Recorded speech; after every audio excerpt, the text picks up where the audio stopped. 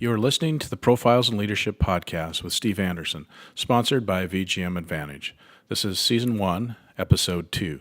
I'm your host, Steve Anderson, and today we'll be speaking to Jim Hoyme about what it takes to run a successful private practice physical therapy clinic in today's environment.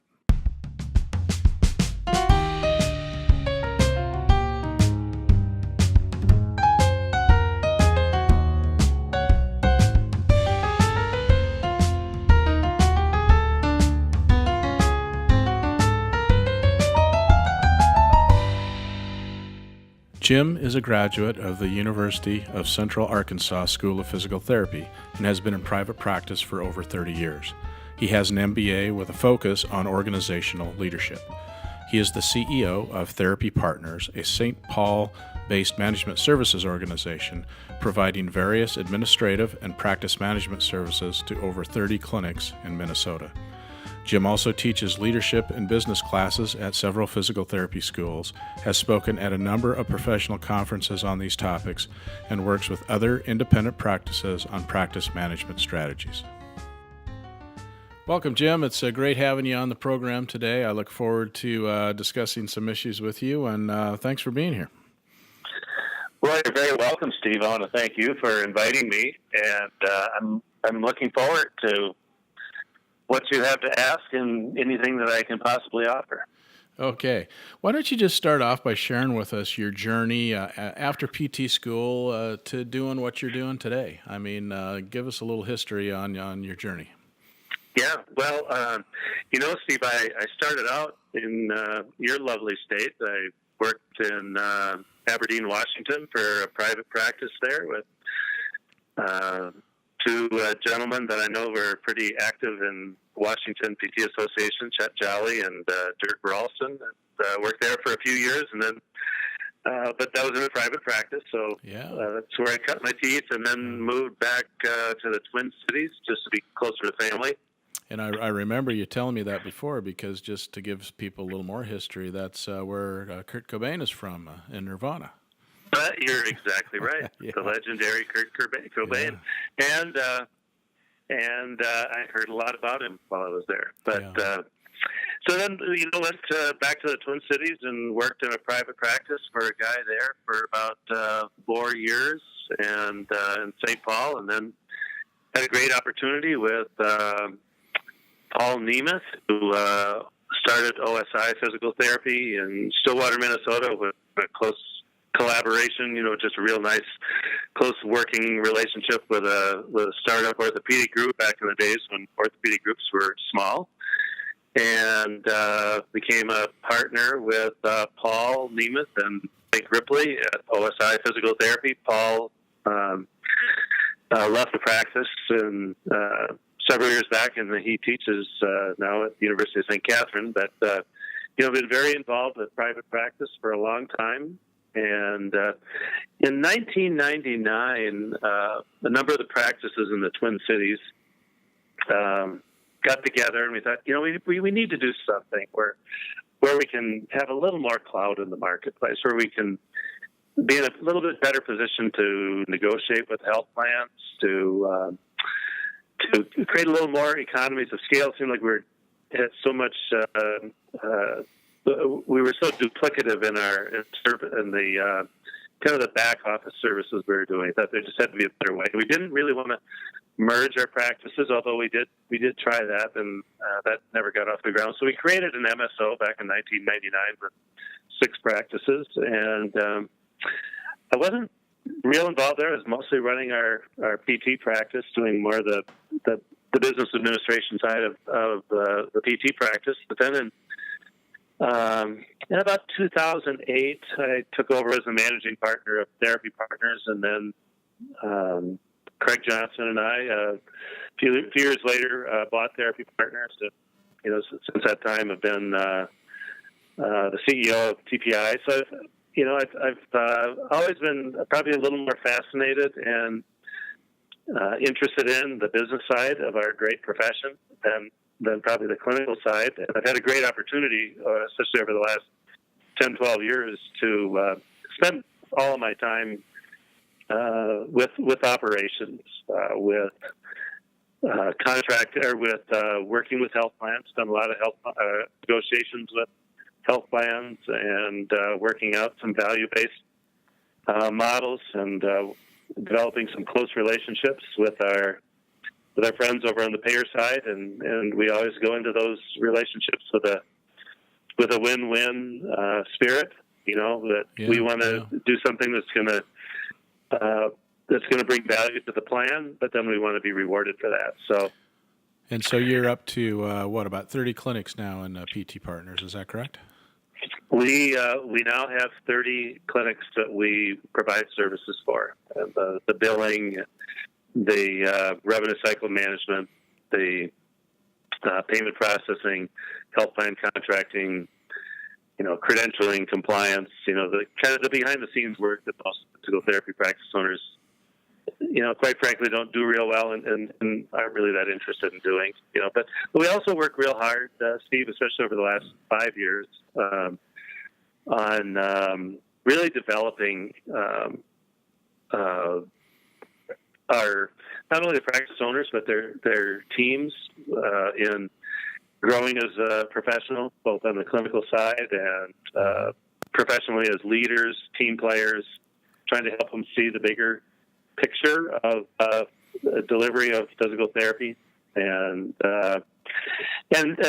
we've worked a lot more in the last couple of years too with the practice owners on practice management, and because we don't own any part of the practices, we don't tell them what they have to do or what they need to do, but we just try to give them information so they can make good decisions on not only on the clinical side of things, but also on the business side of their practices. Right, and for those who may not know, MSO stands for Management Services Organization.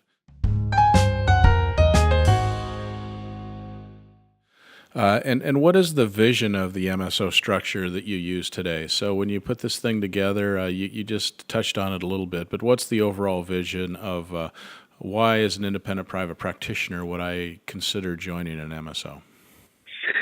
Well, I'm glad you asked that, Steve. And our vision has evolved a bit over the years. It was pretty narrow from about 1999 to 2010. We were very colloquial. We were very, just tight with our vision, our mission, right within the Twin Cities of Minneapolis, St. Paul, a little bit on the outskirts, but we really weren't that interested in growing all that much. And then at about 2009, though, we started to grow more within Minnesota and even a little bit into western Wisconsin. So I think we have two visions. One is that we want to grow the MSO in Minnesota, both in the metro area, which is about the size of Seattle, Denver, roughly around 3 million in the Twin City metro, but also into rural Minnesota as well. But we also would like to grow the MSO model in other states, in other communities. We see it as a way for independent practices to stay independent, to gain strength of size in a truly integrated, consolidated model under a single tax ID number for contracting purposes, but to maintain independent ownership of their practice. Again, the MSO doesn't own any part of the practices. We provide services, and like I said, we bring strength of size, but we allow the practices to stay independent and nimble and innovative. And that's a key point that you brought up, that we last episode on this podcast that we did, we talked about networks, and we talked to Rich Cates, who I know who you know. And one of the things that's the major difference there is, as you said, the single tax ID number. So you're all billing under the same tax ID number, where most networks are not doing that. Not billing under the same tax ID number. So again, I would assume you feel that gives you more leverage with the payers by approaching them with that strategy. Yeah, that's correct. They're dealing with one person. For the most part, they deal with me when in terms of the relationship building and negotiations and so forth. So the practice owners don't have to worry about that. But it just makes it easier for the plan. It simplifies our processes in terms of accepting claims and making payments on those claims, because all the payments go to therapy partners. And then essentially we do a lot of the work that a health plan would do. At that point, we take over and we reconcile all those payments and distribute those payments to the practices based on their, the work that they've done. So, it's been a good way to appear to the practices that we're a big consolidated team. But in the communities that the practices are in, they're known as OSI Physical Therapy or Creekside Physical Therapy or Wenger Physical Therapy. So, and I think, Steve, just to maybe expand a little bit on that, a few years ago we thought, we could expand therapy partners and we could bring practices in from other cities, other states, just kind of under our umbrella, like we do, locally, and it still could do that. I mean, it's MSO is set up to be able to operate that way. But to be honest with you, most practice owners, if they're in Seattle or Denver or New York or Austin, Texas, I think they want that local control, and I think the payers want that as well. And so now we've shifted gears a bit, and now if we'll go out and help. If somebody wants to start an MSO in their community or in their state, and they're not quite sure how to go about it, we can come and help them do that. So yeah, I think we've all learned that healthcare is still regional, and so that's definitely a part of it. But I think what is so intriguing to me is that I'm a huge collaborator, so to me I see this as a great collaboration opportunity.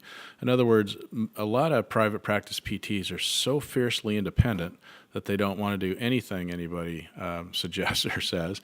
And then on the other side of the coin, to get bigger, sometimes you have to sell out, and maybe you don't want to do that. But the beauty of this model is that you own your own practice, you still have the collaborative resources of a group, and so in a way, it's kind of the best of both worlds. So I'm surprised. I know you're doing well in Minnesota, but I'm surprised this hasn't caught on more across the nation. Yeah, if you look at it from just a rational standpoint, from the outside, and you put this all down on paper or just share it verbally, because I've told the story to a lot of people outside of our profession. And I think you'd be growing all over the country, but it doesn't happen. Although I think it will start. I think the market is getting the practice owners are getting a little more accepting of and a little more ready to do this. But you do have to give up a little bit. I mean, everybody's got to be on the same practice management system, same EMR that all has to feed together, and you have to be willing to give up your contracts with a health plan under your name and tax ID and roll it over to the MSO and TIN. But I think even bigger than that, Steve, you really have to be willing to be a team player. And I think a lot of people say, yeah, I'm a team player. But to give up that complete autonomy is a tough one. That's a big hurdle to get over. It is a big hurdle, but, on the other hand, to be part of any team, as you say, you have to have a certain amount of group dynamics. You have to be willing to maybe give up a little to gain more in the long run. So there's that piece of it. But, it just seems to me that we would all do ourselves a lot better if we would kind of cut down more of the fences and find ways to work together. And I sometimes question if our profession isn't very good at that. I totally agree with you. You'd think we would be a very collaborative group of professionals, but we don't. I don't know. My sense is from what I've experienced, we don't play real well in the sandbox together when we really get down to the nitty gritty. But we tell our members or anybody who's interested in doing something like this, you get to make about 80% of all the decisions you normally would have. You give up a little bit when you come together as a team, but I don't know. For me personally, and I know the members of therapy partners, that we enjoy that part of it. We like collaborating. We like to bounce ideas off each other. If somebody's having trouble with one thing, one of the practice owners, they'll get on the phone and call one of the other practice owners and say, hey, what do you think we're doing wrong here? Here's what happened. Or, guys, we're thinking about doing this. Has that worked for you?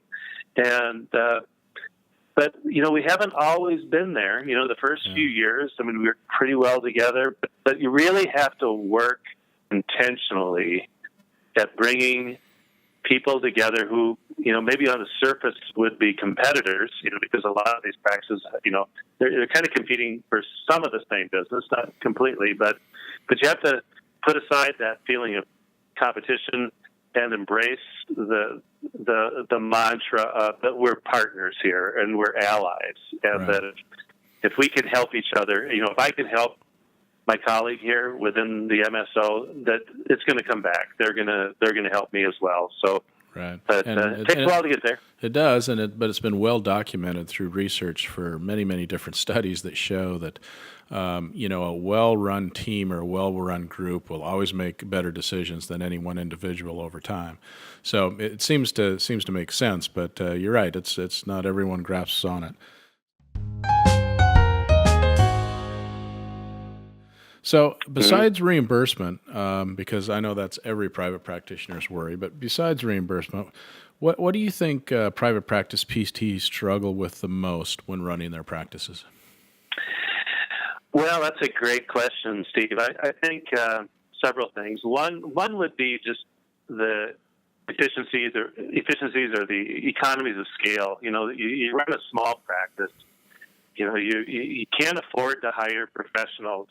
You can't afford a CFO. You can't afford a CEO. You can't afford a chief operations guy, a marketing, professional marketing person. So, I think we struggle to compete in a very sophisticated healthcare marketplace. In a lot of these small practices, it's a spouse doing it, or it's a high school graduate that's evolved from being your front desk person to being your office manager.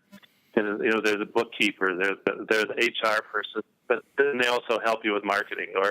And I think what oftentimes happens too is the practice owner all of a sudden feels like he or she's an expert at everything. I'm an expert. I know everything there. I'm the expert at billing and marketing and finance and HR, et cetera. So I think having the resources to get professionals to do work that should be done by professionals is a big challenge for the small private practice. Yeah, I think that you talk about the front office person and how they evolve into these other positions and so on. It's, the heart is there, the passion is there, but sometimes that professional experience and expertise and knowledge, takes something different than just what you're going to learn on the job. Yeah. I think another thing is, Steve, I think that with healthcare reform as it is and evolving almost daily, I think one of the things that we're going to see is, or that we are seeing, we're going to see more of, is that there's greater emphasis on regulations. There's more of them. There's a greater need for compliance, and again, a small practice, it's tough to have expertise in compliance. I think there's a greater demand for risk-sharing arrangements with health plans, and when you're small, it's just hard to take on financial risk because one glitch can kill you. And if you're part of something bigger, you can spread that risk around. And then I think there's just the whole, purchasing power, that there's going to be a greater need to be able to control your expenses optimally, and as a small private practice, you really don't have much clout with the vendors either. And I think as you get bigger, that gives you, the ability and the strength of size to get, to cut a better deal, so to speak. Right, and you can even take that further. You have a company or a MSO that's 30 practices, but I also know that PT Partners has joined VGM Advantage as a member, and so that's another way to collaborate with someone different as well. So what were you looking for? What were you looking to gain through that partnership or that collaboration? Well, VGM has they've got a great reputation for one thing, and a great reputation within our profession. So I knew they did a good job. We're at its core, though, we were looking for a couple things. One was where we first got introduced to VGM was through PT1, and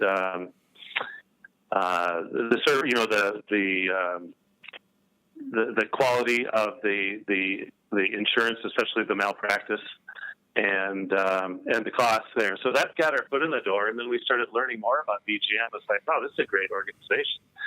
So I think the first thing we looked at after the insurance products was group purchasing, and so we actually even we went on a road trip. We drove down from the Twin Cities and went to down to Waterloo and visited the operations at BGM, and that was like, wow. I mean, these guys know what they're doing, and one thing that really probably the first thing that jumped out at me, Steve, other than the size, which was much bigger than I thought it would be, but the spirit of the employees, the spirit of the team members, and how proud everybody was, the smiles on their faces. And I finally said to, one of the guys that was showing us around, I said, I gotta give you a pat on the back here. I said, you got a great culture, and I hardly even know anything about it. He says, well, it's because they own the business, So I found out at that point it's an ESOP. So it's an ESOP, yeah. So they have ownership, or at least ownership mentality through that structure, just like your directors do in your MSO.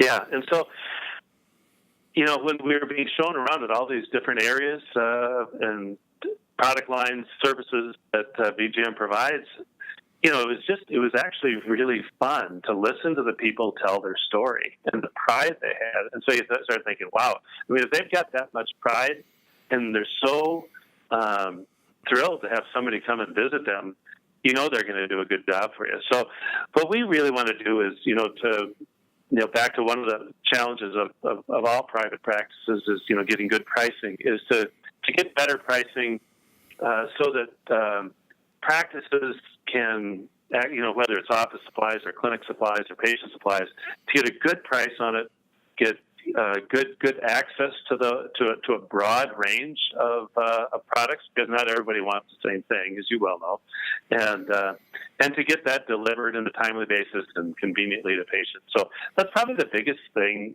Steve, with BGM, and thus far I've been really impressed with not only the culture and the spirit of the people, but the services and the products they've got.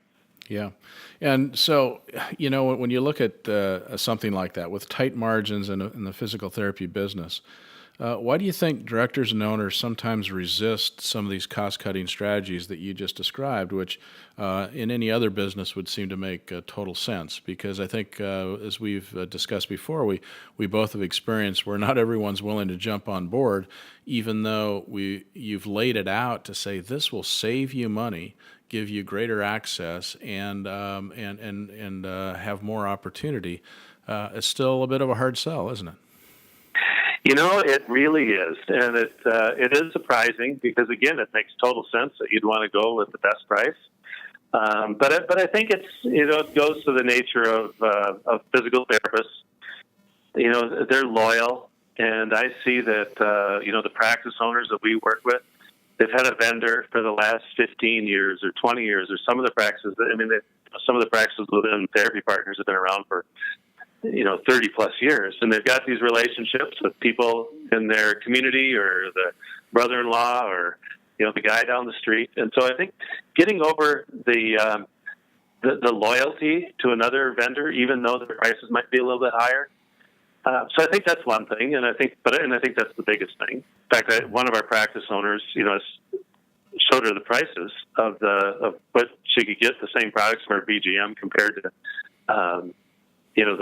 her local vendor, and she goes, wow. She goes, but I know I could save a lot of money here, but gosh, Bob goes to the same church that I go to, and I've known his family for years. So, and I get that, and I totally get that, and you kind of have to appreciate it too. But I think that's number one, and probably number two is maybe just the control. I want to make the order. I want it coming into my place from there, and not from some centralized source. But Right. But I think we're getting there. I think what I'm seeing is that the practice owners, it takes them a while to make that decision, but I think we're going to get there. I think it's going to start making more sense. And I think the reality is they're going to have to, just for survival, as you know.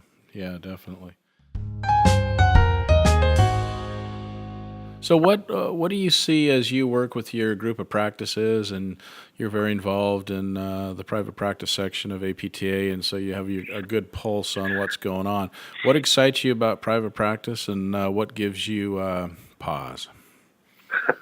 Well, I'll start with the good news, and I'm a huge believer, and I know that you used to. I know you're a big proponent of, and I know you get excited about kind of the whole Simon Sinek, start with why. Yeah. And, for Craig Johnson, my business partner at TBI, and I, our why is that we believe in the tremendous value that independent practices can bring to a changing marketplace when they do it together. So that's really what gets us out of bed in the morning, is what drives us. And I think it's because in a private practice, physical therapy is job one. It's whereas if you're in a physician-owned group, if it's an orthopedic group, orthopedics is job one. Orthopedic surgery is job one, and physical therapy is an afterthought, or at least it's secondary anyway. In a big hospital system, not that they don't do good care, and not that they can't do good care, but physical therapy will never be job one in a big hospital system or an accountable care organization. Mm-hmm. But in a private practice, it's job one, and I think it's controlled locally. You've got a practice owner who's passionate about it. It's his or her livelihood. It's their bread and butter. It's how they keep their family sustained, financially. So there's that spirit, that passion in a private practice that, and again, I know we've got a lot of corporate physical therapy, growing out there, but, I think physical therapy is job one, but, decisions are made at corporate headquarters. So I like the fact that, and I'm excited about the fact that physical therapy is job one in a private practice. They're able to innovate and make decisions probably, quicker than you can in some bigger organization. And they really create those close relationships in their communities with the patients they serve, with the coaches at the high school, with with people in their, they might go to the same church or shop at the same stores that they do. So those are the parts of private practice physical therapy that excite me. And I think just the way our profession is evolved, the care is better. We've got outcomes tools to prove the value that you deliver. So I think those are all really great opportunities for independent practices. Mm-hmm. The downside, the challenges, I think, as you well know, we live in a consolidating market, and it's as it is tough for a small grocery store or a small hardware store to make it, with a big grocery or big hardware that they compete against. I think it's getting more challenging for the small practices competing against the big guys out there. Yeah, definitely. Well, as we kind of wind down here, Jim, leave us with a pearl of wisdom that you have for running a private practice physical therapy clinic for someone as yourself who's seen it all over many decades. So what's your pearl of wisdom to these new professionals that are venturing out into this wild world of private practice? Well, I would say, Steve, several points. One would be live your passion. If you love treating patients and if you love serving people, but you'd like to bring out a little of that entrepreneur spirit, just go for it. I think the market is still good for independence, even though it's consolidating. But I think you've got to gain some strength of size. So use that spirit, that passion you have for treating and serving people in your community, for making a difference in your community, with an entrepreneurial drive to have some fun owning a business, because it is fun. But combine that with collaboration. Look at your colleagues. Maybe it's people you've gone to PT school with, or you've become good friends with, that you've worked with, and say, we could come together and do what we love to do, make an impact on our communities, and but do it with some size and strength, and be able to make that type of a difference. And I think that opportunity is there, Steve, and I think it will be for a long time, but you just have to be smart about it. Yeah. Well, thank you, Jim. This has been a great conversation. I have a great amount of admiration and respect for you and Craig and what you guys do up there in Minnesota. And I haven't asked you this if it's okay, but I think I can say on the air here that you're one of those individuals that would be very open to someone in private practice that has a question or a concern, that they could contact you and say, what do you think about this? I know that you're very generous with your time and you would be open to answering some of those questions. Yeah, absolutely. Yeah, if anybody wants to contact me, if they want to call me on my cell phone or send me a text, 651-341-3330, or send me an email, jhoyme@therapypartners.com. Or, I'm on Twitter too. So they can either follow or connect with me on Twitter at Therapy Partners. It's probably the biggest and easiest way, or at Hoyme guy is another way. Yeah. So, but anyway, thank you, Steve. I appreciate the opportunity to share with you. Well, thank you. And I didn't expect you to give out your mobile phone number, but you're probably going to be answering a lot of calls with that. So I appreciate your generosity. So to those who are listening, thanks for joining us today. And be sure to check out our entire library of podcasts and videos at vgmadvantage.com. Again, Jim, thanks for your time today. I really appreciate it. And I'll see you at the next PT event. All right. Thanks, Steve.